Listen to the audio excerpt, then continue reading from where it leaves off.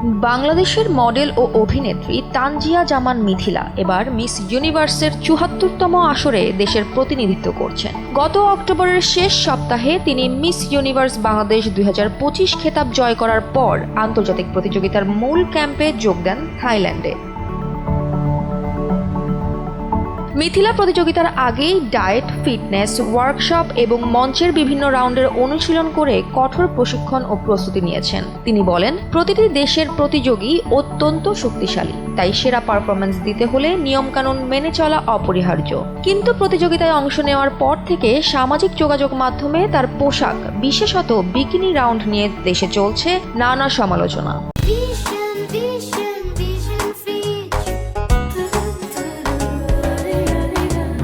এ ব্যাপারে মিথিলা সামাজিক যোগাযোগ মাধ্যমে তার ভেরিফাইড ফেসবুক পেজে একটি ভিডিও বার্তায় বলেছেন, অন্যান্য দেশের কেউ আমাকে ব্যঙ্গ করলে আমি কিছু মনে করি না, কিন্তু নিজের দেশের সমালোচনা কষ্ট দেয়। প্রতিদিন কঠোর পরিশ্রমের পরেও দেশের মানুষের প্রশংসা না পেলে মন ভেঙে যায়। তিনি বিকিনির ব্যাপারে স্পষ্ট করে বলেন, বিকিনি রাউন্ড না করলে টপ 30-তে যাওয়া প্রায় অসম্ভব।